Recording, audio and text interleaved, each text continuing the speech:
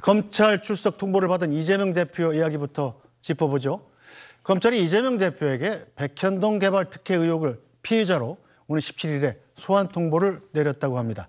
이에 이재명 대표, 강선우 대변인을 통해서 당당히 출석하겠다고 입장을 밝혔습니다.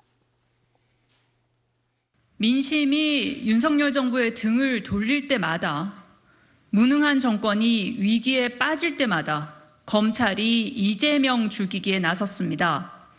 대장동 수사로 무려 1년이 넘게 저의 모든 것을 탈탈 털었지만 아무것도 나온 것은 없었습니다. 그러자 다른 사건으로 또다시 저를 조사하겠다고 합니다. 이재명을 옥죄어 정권의 위기를 모면하겠다는 뻔한 의도입니다. 그럼에도 불구하고 저는 당당히 소환조사에 응할 것입니다. 무도한 정권은 국민을 이기지 못합니다. 거짓은 결코 진실을 이기지 못합니다. 자, 이재명 대표는 오늘 오전에 민생연석회의 이후에 기자들과 만난 자리에서도 검찰 소환 조사에 대해서 언급했는데요. 그 모습 이어서 보시겠습니다. 정권의 무능을 감추기 위한 정치 수사라고 생각합니다. 없는 죄를 만들어 뒤집어 씌우는 것이 가장 큰 국가 폭력입니다.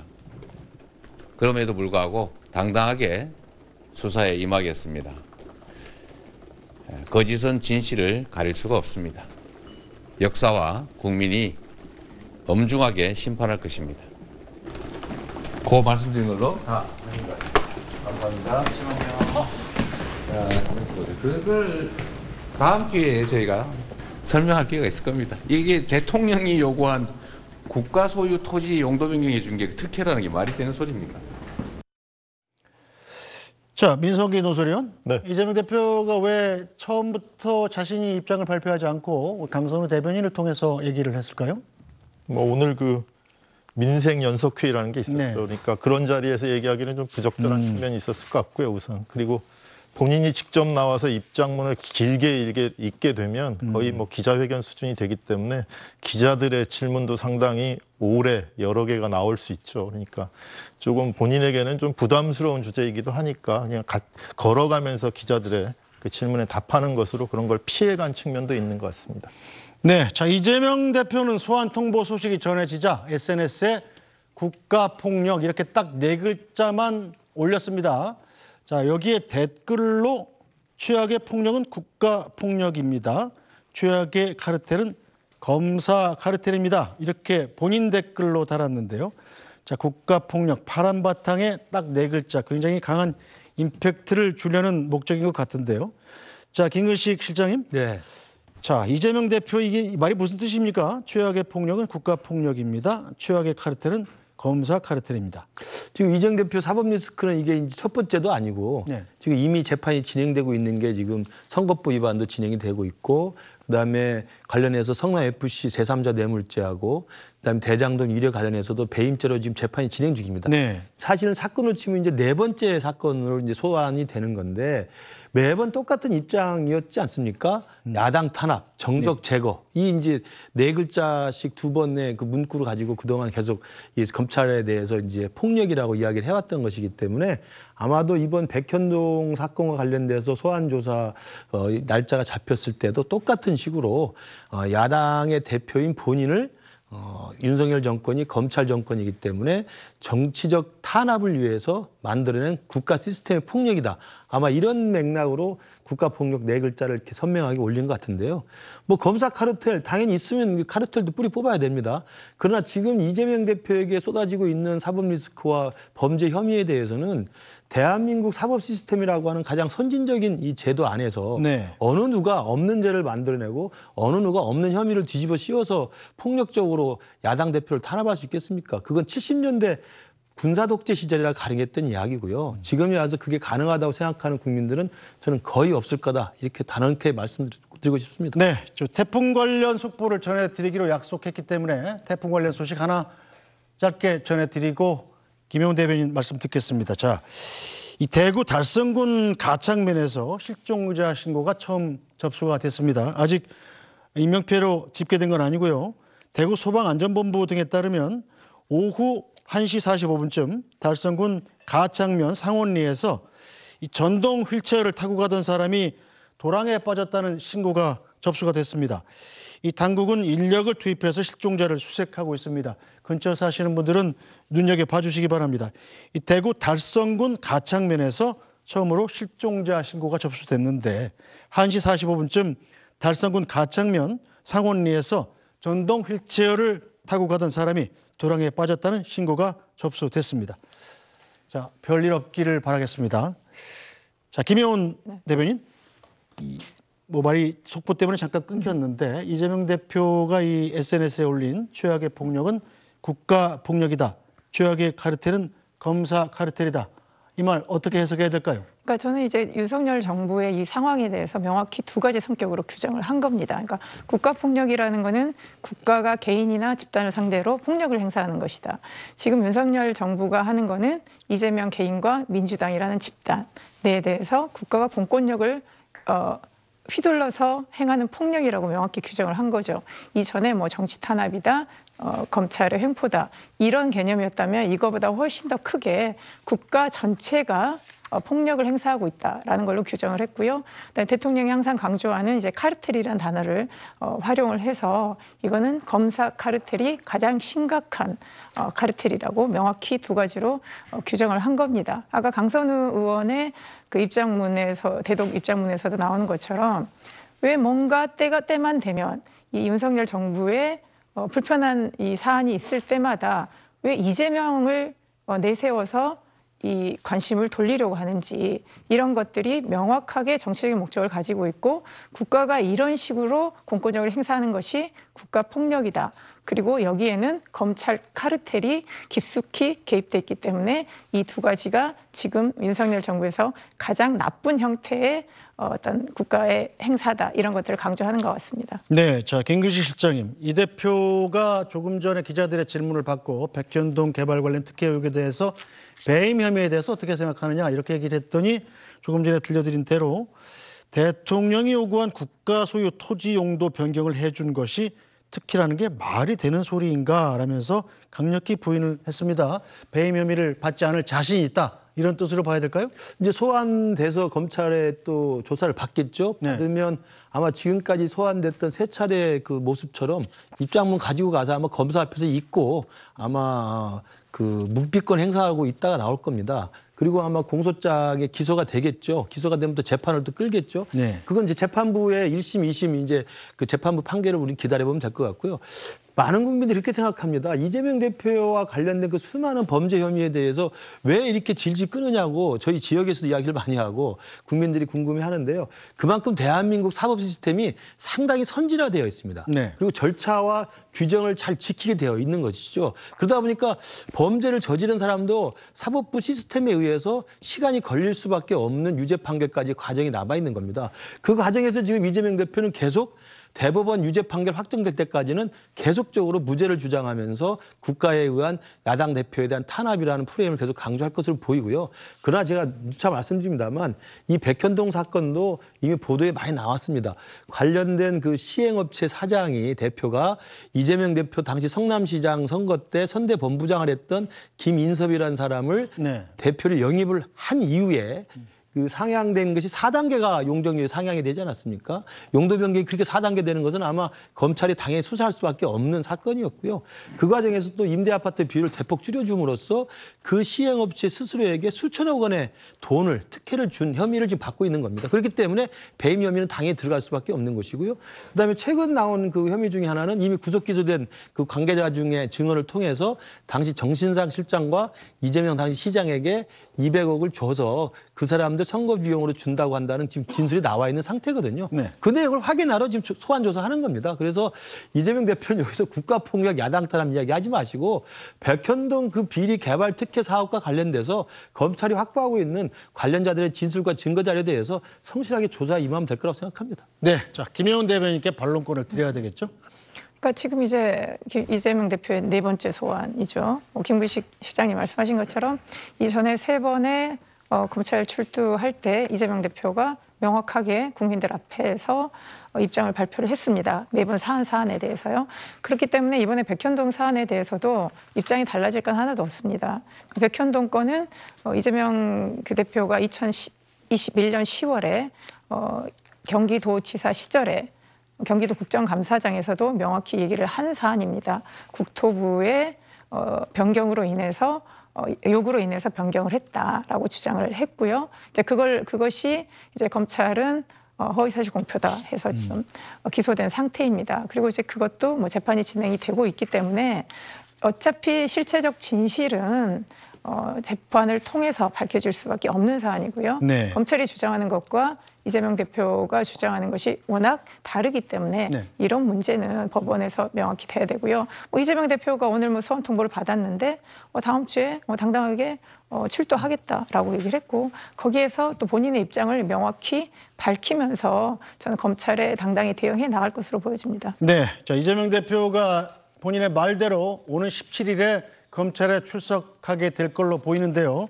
자 이번에 검찰에 출석을 하면 지난 대선 이후에 4번째로 검찰에 출석하는 게 됩니다. 자 지난 검찰 출석 당시의 모습도 보고 가겠습니다. 국민 여러분, 소환 조사는 정치 검찰이 파놓은 함정이라는 거 잘 알고 있습니다. 이미 수년간 수사를 해서 무혐의로 처분된 사건을 다시 끄집어내서 없는 사건을 만드는 없는 죄를 조작하는 사법 쿠데타이기 때문입니다. 검찰은 이미 답을 정해놓고 있습니다. 답정 기소입니다. 국민 여러분, 오늘 이 현장을 기억해 주십시오. 오늘 이곳은 윤석열 검사 독재 정권이 법치주의를 그리고 헌정 질서를 파괴한 현장입니다. 이제 이 나라가 검사에 의한, 검사를 위한 검사의 나라가 되어가고 있습니다. 국민의 불안과 고통 앞에 공정한 수사로 질서를 유지해야 할 공권력은 대체 뭘 하는 중입니까? 유검무죄, 무검유죄입니다. 사실 많이 억울하고 많이 힘들고 많이 괴롭습니다. 지금처럼 포토라인 플래시가 장렬하는 이 공개 소환 회술래 같은 수치입니다. 자 민석기 논설위원. 현직 야당 대표의 검찰 소환은 항상 기자들의 주목을 받고 그때마다 이재명 대표가 이제 자신의 입장을 충분히 밝힐 기회를 가져오지 않았습니까? 1, 2, 3차 소환 때 모습을 보셨는데 1차 때는 성남FC 관련이고 2, 3차는 이제 위례신도시 대장동 사건 관련 소환이었는데 자, 이번에 4차 소환은 그럼 어떤 혐의인지 내용을 좀 정리해 주시죠.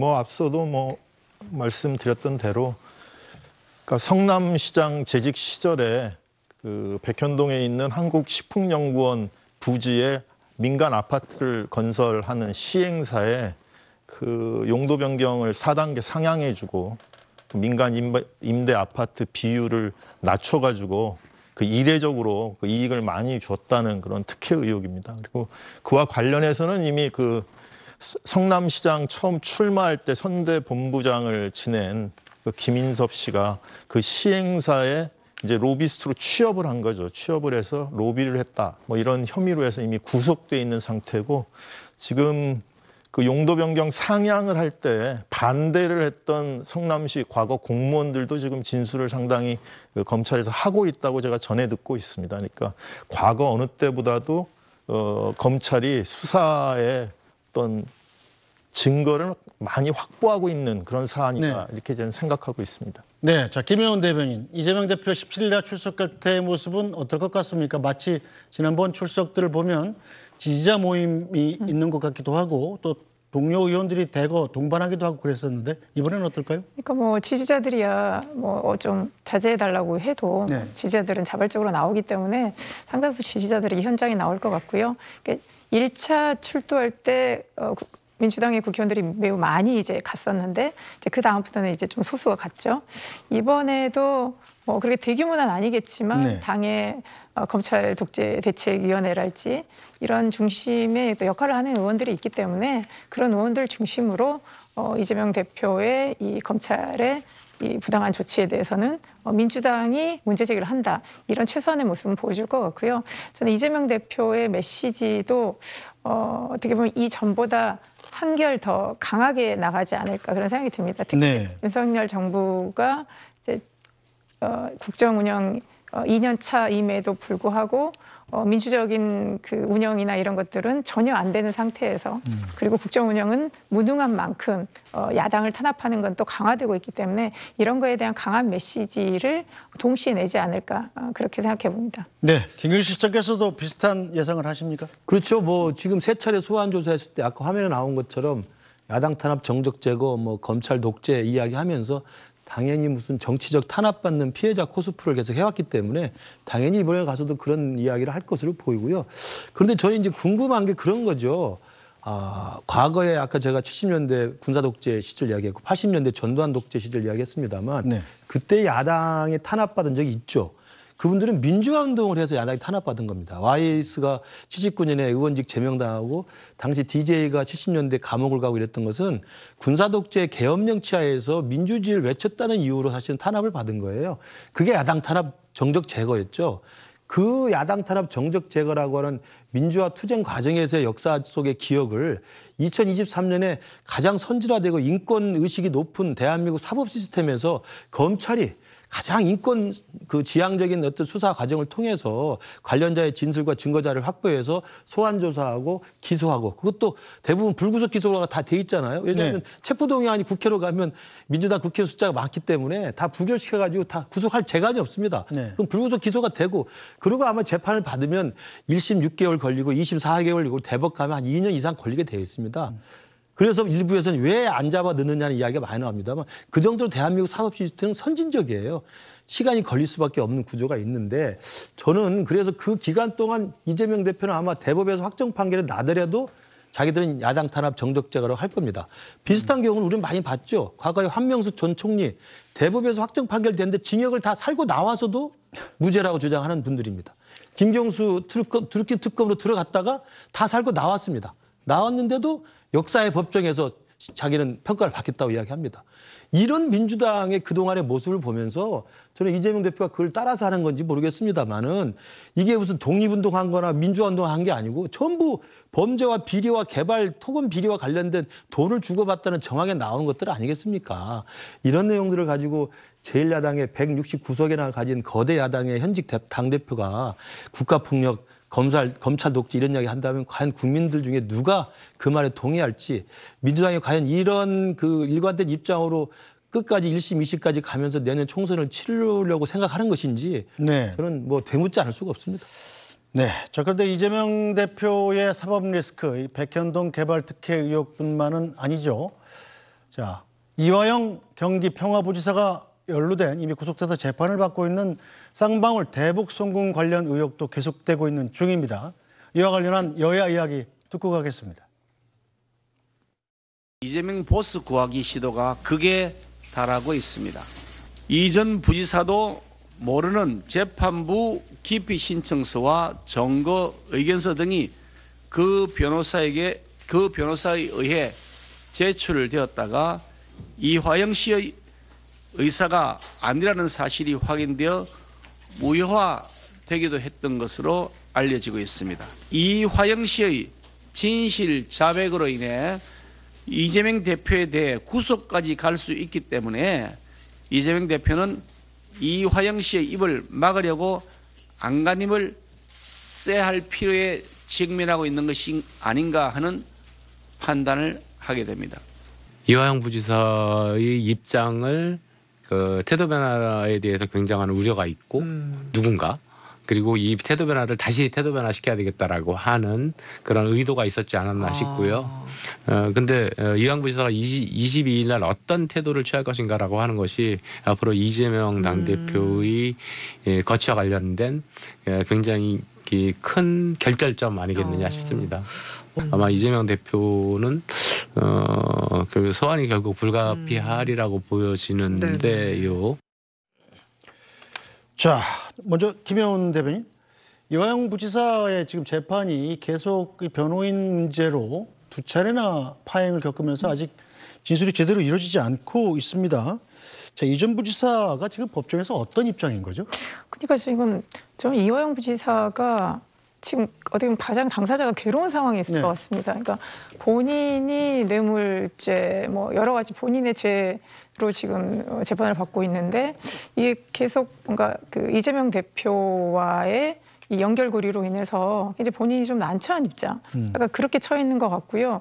지금 밖에서 보여지는 거 보면 이게 진짜 이화영 그 부지사 부인 얘기처럼 이게 이화영 재판인지 뭐 이재명 재판인지 약간 뭐 헷갈릴 정도로 지금 이렇게 혼란스러운 것 같습니다. 그래서 엊그저께 이제 8일에 뭔가 법정에서 이 쌍방울 뭐 송금 뭐 대납 사건이 어느 정도 좀 정리가 될 줄 알았는데 이게 또 미뤄졌습니다. 미뤄지면서 그러면 그 사이에 또 어떤 많은 억측과 또 이화영 부지사의 어떤 생각의 변화 그리고 뭐 변호인단을 둘러서 어떤 것들이 일어날지 정말 예측할 수 없는 그런 좀 이상한 사안으로 간 것 같은데요.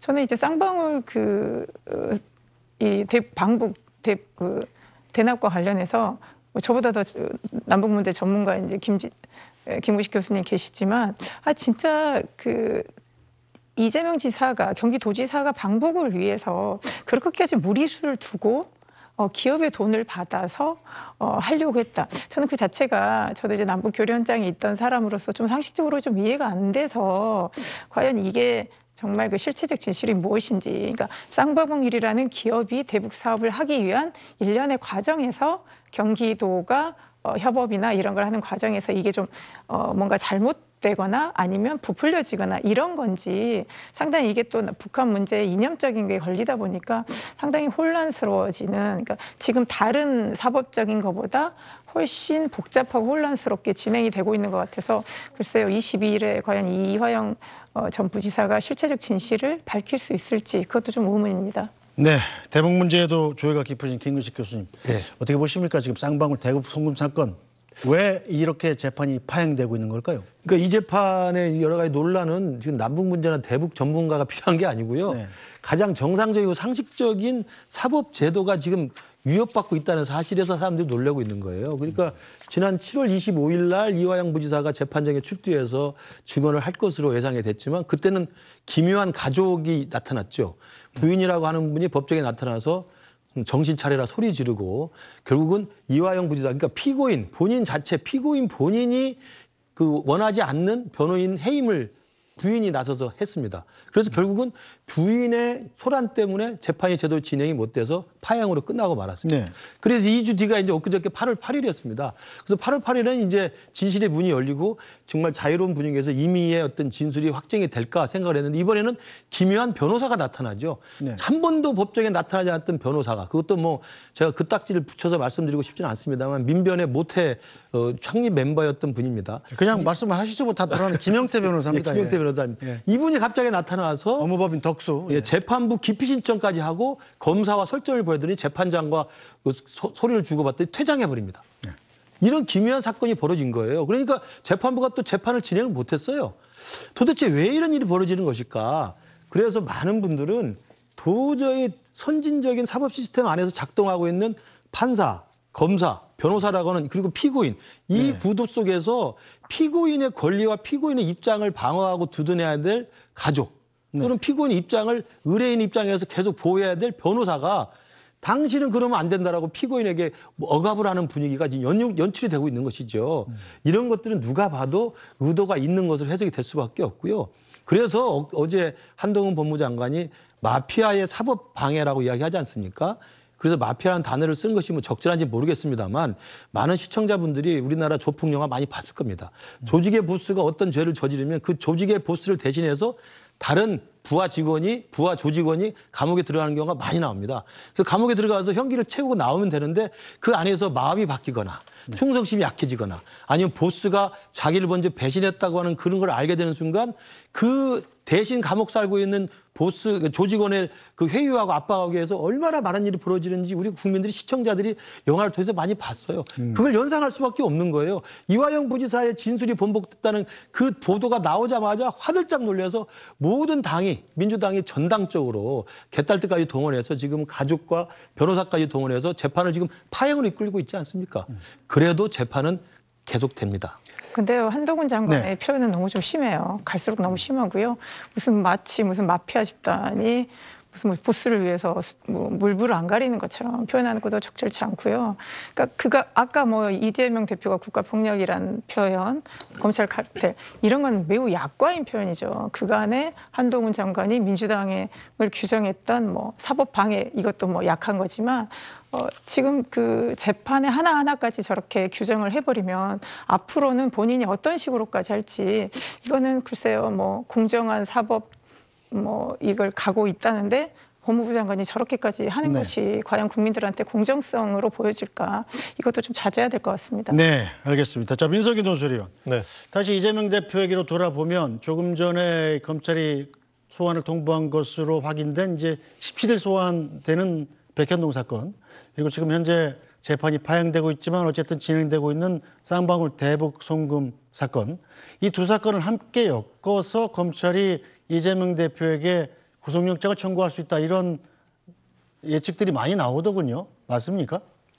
따로따로 청구할 가능성이 있다, 함께 청구할 가능성이 있다, 양설이 다 나오고 있는데 함께 청구할 가능성이 높다는데 더 그 무게를 두는 분들이 많은 것 같습니다. 그리고 쌍방울 대북 송금 사건에 관해서 이재명 대표는 거기에 대해서 조사를 받은 적이 없죠. 그러니까 조사를 받으려면 일단 이화영 전 부지사가 22일 재판에서 본인이 번복한 진술, 그러니까 이재명 대표가 알고 있었고 본인이 보고를 했다. 이 부분에 대해서 법정 진술을 통해서 유효화시키면 거기에 따라서 이제 그 배우를 조사하기 위해서 이재명 대표에 대한 조사가 이루어질 것이고 그 이후가 돼야 구속영장을 칠 것인지 칠 거라면 백현동과 쌍방울 대북 송금 사건을 같이 칠 것인지 분리해서 칠 것인지를 검찰이 결정을 해야 될 것 같고요. 지금 쌍방울 관련한 재판이 계속 지연되고 있기 때문에